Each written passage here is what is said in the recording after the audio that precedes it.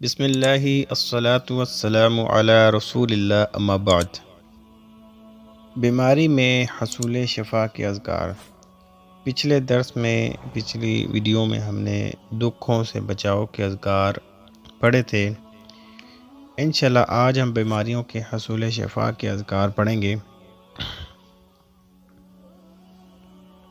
پہلی جو دعا ہے وہ یہ ہے، بسم اللہ الذی لا یضر مع اسمہ شیء فی الارض ولا فی السماء وهو السمیع العلیم، یعنی اللہ کے نام سے جس کے نام کی برکت سے زمین و آسمان کی کوئی چیز نقصان نہیں پہنچا سکتی، وہی سننے والا جاننے والا ہے۔ بسم اللہ الذی، شروع اللہ کے نام سے، الذی جس کے نام سے، لا یضر نقصان نہیں پہنچا سکتی، مع اسمہ یعنی اس کے نام سے، یعنی اللہ کے نام سے، شیء کوئی چیز، فی الارض زمین میں، ولا فی السماء اور نہ ہی آسمان میں کوئی چیز نقصان پہنچا سکتی ہے۔ وَهُوَ السَّمِيعُ الْعَلِيمُ، کیونکہ وہی سننے والا اور جاننے والا ہے۔ یہ جو دعا ہے یہ صبح و شام کے اذکار میں بھی ہے۔ اسی طرح اللہ کے نبی نے فرمایا کہ جو بندہ یہ دعا پڑھ لے اس کو زمین اور آسمان کی کوئی چیز نقصان نہیں پہنچا سکتی، یعنی صبح کے وقت پڑھ لے اور شام تک، اور شام کو پڑھ لے اور صبح تک کوئی چیز نقصان نہیں پہنچا سکتی۔ بسم اللہ الذی لا یضر مع اسمہ شیء فی الارض ولا فی السماء وهو السمیع العلیم، اللہ کے نام سے جس کے نام کی برکت سے زمین و آسمان کی کوئی چیز نقصان نہیں پہنچا سکتی، وہی سننے والا اور جاننے والا ہے۔ اور اسی طرح برس، کوڑ پن اور پاگل پن سے بچنے کے لیے مدرجہ ذیل دعا بھی پڑھتے رہا کریں۔ تو وہ یہ دعا ہے، اللہم انی اعوذ بک من البرص والجذام والجنون ومن سیء الاسقام، اے اللہ میں جلد کے بگڑ جانے سے، جسم کے حصے گل سڑ کر الگ ہو جانے سے، دماغی صلاحیتوں کے ختم ہونے سے اور خطرناک بیماریوں سے تیری پناہ میں آتا ہوں۔ اللہم اے اللہ، انی بے شک میں، اعوذ بک تیری پناہ میں آتا ہوں، من البرص برس کی بیماری سے یعنی جلد کے بگڑ جانے سے، والجذامی یعنی کوڑ کی بیماری سے یعنی جسم کے حصے گل سڑ کر الگ ہو جانے سے، والجنونی اور مجنون ہو جانا، پاگل ہو جانا، دماغی صلاحیتوں کے ختم ہونے سے، ومن سیء الاسقام اور جتنی بھی بیماریاں ہیں ان سے تیری پناہ میں آتا ہوں، یا اس طرح اور خطرناک بیماریوں سے تیری پناہ میں آتا ہوں۔ اللہم انی اعوذ بک من البرص والجذام والجنون ومن سیء الاسقام، اے اللہ میں جلد کے بگڑ جانے سے، جسم کے حصے گل سڑ کر الگ ہو جانے سے، دماغی صلاحیتوں کے ختم ہونے سے اور خطرناک بیماریوں سے تیری پناہ میں آتا ہوں۔ اسی طرح تیسری دعا، اعوذ بکلمات اللہ التامات من شر ما خلق،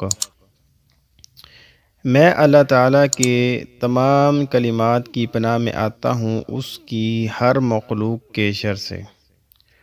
اعوذ بکلمات اللہ التامات من شر ما خلق، میں اللہ تعالیٰ کے تمام کلمات کی پناہ میں آتا ہوں اس کی ہر مخلوق کے شر سے۔ اسی طرح چوتھی دعا جو ہے، یہ ہم نے جو پڑھی پچھلی دعا اعوذ بکلمات اللہ التامۃ، یہ بھی صبح و شام کے اذکار میں شامل ہے۔ اللہ کے نبی کے پاس ایک شخص آیا اور اس نے کہا کہ اے اللہ کے نبی، مجھے کل رات ایک زہریلی چیز نے کاٹ لیا جس کی وجہ سے مجھے بہت زیادہ تکلیف ہوئی۔ تو اللہ کے نبی نے کہا کہ اے بندے، اگر تو یہ دعا پڑھ لیتا تو نہ تجھے یہ تکلیف ہوتی اور نہ تجھے وہ چیز زہریلی کاٹتی۔ تو وہ یہی دعا ہے، اعوذ بکلمات اللہ التامات من شر ما خلق، یہ صبح شام کے اذکار میں بھی شامل ہے۔ اسی طرح چوتھی دعا جو ہے، دعائے یونس علیہ السلام کی برکت سے شفا۔ رسول اللہ صلی اللہ علیہ وسلم فرماتے ہیں کہ دعا یونس کے پڑھنے سے اللہ تعالی ہر آزمائی سے نجات عطا کرتے ہوئے اپنے بندے کی ہر دعا کو قبول فرما لیتے ہیں۔ وہ دعا یہ ہے، لا الہ الا انت سبحانک انی کنت من الظالمین، اللہ تیرے سوا کوئی الہ نہیں، تو پاک ہے، میں ہی ظلم کرنے والوں میں سے ہوں، زیادتی کرنے والوں میں سے ہوں۔ لا الہ الا انت، اے اللہ تیرے سوا کوئی الہ نہیں، کوئی معبود نہیں، کوئی پروردگار نہیں، کوئی رب نہیں، کوئی اللہ نہیں۔ سبحانک، تو ہی پاک ہے، ہر عیب سے، ہر چیز سے تو پاک ہے۔